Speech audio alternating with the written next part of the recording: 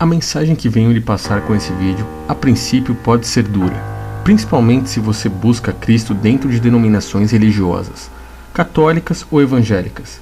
É duro dizer, mas dentro desses locais mentiram para você. Eles distorceram praticamente todos os ensinamentos do Messias e os fizeram crer em muitas coisas. Bem, mas é bonito dar 10%, porque é uma tradição que vem lá do Antigo Testamento. A pessoa que quer, que pode, ela deve dar os 10%, e aí ela escolhe se ela quer dar 10% daquilo que ela recebe líquido, que é o mais correto, ou dar 10% até do que ela recebe bruto. Então, o mais importante, quando você paga o dízimo, é você dar com alegria. Então, se você dá a oferta e não dizima, você está roubando a Deus. Se você dizima e não dá a oferta, está roubando a Deus também. E em Mateus 23, 23, você percebe Cristo ordenando aos fariseus que eles deveriam dar o dízimo. Então, quando Cristo em Mateus 23, 23 fala que deve se dizimar, ele está sim se referindo às moedas, porque haviam naqueles dias já as moedas, havia já o dinheiro. E eu peço que ao ouvir as palavras a seguir, você descontamine sua mente de tudo que já aprendeu dentro de um sistema e ouça tudo isso de bom coração, retendo o que for melhor para você. Dentro desses locais, fizeram você pensar que igreja era um lugar aonde você vai ou deixa de ir. Mas no contexto bíblico, igrejas são pessoas que creem nos ensinamentos de Cristo. Fizeram você pensar que dízimo era 10% do seu salário e que era um dinheiro que você entregava para Deus.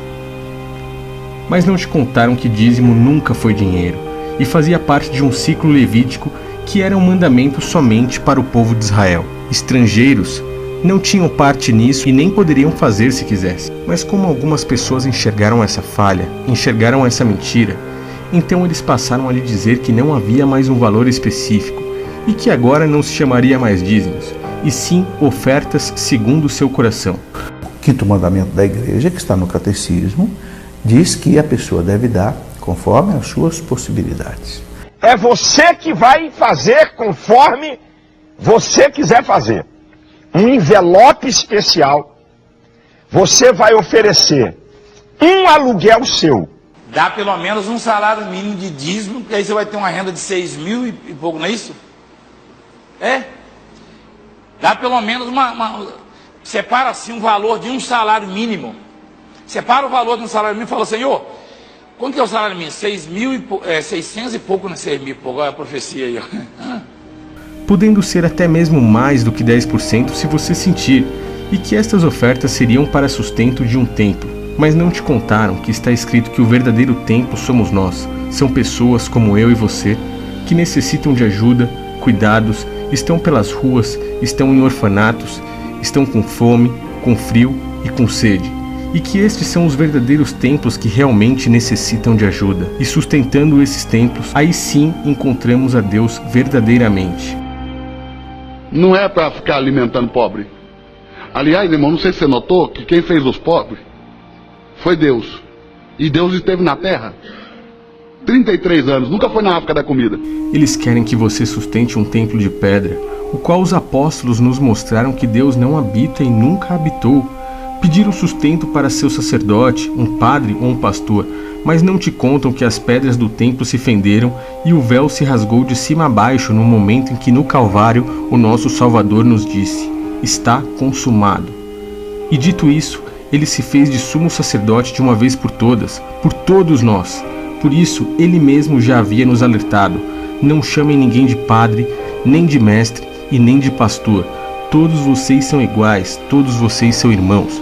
E o único padre, pastor e mestre que tem está nos céus. Mas eles mentiram para você. Por que tantos frutos mentirosos? Não sabem quem é o pai da mentira? As pessoas não conseguem enxergar os frutos podres que esses líderes religiosos passam para nós. Eles cegamente te fizeram sustentar o templo de pedra, te fizeram sustentar um sacerdote homem, invalidando o ensinamento e o sacrifício do Cordeiro. Eles te aprisionaram com doutrinas físicas, sendo que o Pai é Espírito. Você fez isso em troca de mensagens que massageavam o seu próprio ego. Olha que pergunta tão séria, olha. Se estou dando dízimos há anos e a minha vida financeira não muda, o que há de errado comigo? Eu quero ler um verso para você aqui da Bíblia, em Gênesis capítulo 40, verso 23. Gênesis 40, 23, diz assim a minha Bíblia: José havia acabado de interpretar o sonho do copeiro e do padeiro de Faraó. Poucos versos antes, a Bíblia diz que Deus estava com José. Sendo que o próprio Cristo nos disse que bendito seja o que se fizesse do que os que queriam ser maiores. Dinheiro, a solução dos seus problemas físicos e materiais, seguindo a este Deus religioso. Participar dessa campanha, dessas reuniões dos empresários, desse congresso empresarial. Eu iria buscar dinheiro com toda a minha força. Meu Deus, eu quero dinheiro, eu quero muito dinheiro. E você se esqueceu do principal.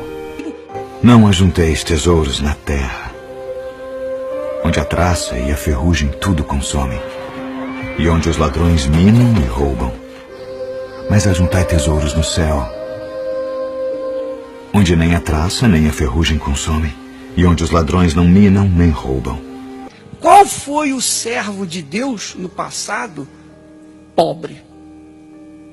Você conhece alguém? O amor ao próximo, o sustento dos verdadeiros templos, não feitos por mãos humanas, mas eles continuam te enganando. Eu diria para você, invista nesse congresso. Invista no congresso empresarial, você vai arrebentar. Um aluguel, você paga aluguel? Pega esse aluguel de abril a dezembro, divide ele, um aluguel. Por exemplo, eu pago R$500 de aluguel. Eu vou oferecer uma semente de um aluguel para que o Senhor possa abrir a porta para eu ter a minha casa própria. Mas o senhor há de convir comigo que os padres têm uma dificuldade muito grande de manter a estrutura da paróquia, assim como os pastores também precisam pedir a ajuda do dízimo aos seus fiéis. As igrejas vivem de doações, meu amigo, não tem outro jeito. Acautelai-vos, porém, dos falsos profetas, que vêm até vós vestidos como ovelhas, mas interiormente são lobos devoradores. Por seus frutos os conhecereis. O bispo Jadson e também o bispo Alain, o pastor Alain, estão aqui todas as segundas-feiras trabalhando só para isso. Amém? Mesmo usando o nome de Jesus, eu já tive experiências diante de problemas, diante de demônios manifestados diante de mim, que só com o nome de Jesus não funcionou. Mas eu me revoltei e mandei aquele demônio embora. Que só com o nome de Jesus não funcionou. Mas eu me revoltei e mandei aquele demônio embora. Muitos me dirão naquele dia: Senhor, Senhor, não profetizamos nós em Teu nome, e em Teu nome não expulsamos demônios, e em Teu nome não fizemos muitas maravilhas? Então lhes direi abertamente: nunca vos conheci. Apartai-vos de mim, malditos, para o fogo eterno preparado para o diabo e seus anjos, porque tive fome e não me destes de comer. Tive sede e não me destes de beber. Sendo estrangeiro, não me recolhestes. Estando nu, não me vestistes, e enfermo, e na prisão, não me visitastes. Então eles também lhe responderão, dizendo: Senhor, quando te vimos com fome, ou com sede, ou estrangeiro, ou nu, ou enfermo, ou na prisão, e não te servimos? Então lhes responderá, dizendo: em verdade vos digo que quando a um destes pequeninos o não fizestes, não o fizestes a mim.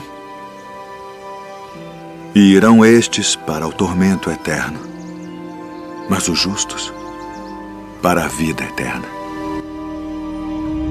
Eu sou Thiago Lima, e se é a sua primeira vez aqui nesse canal, eu peço que você se inscreva.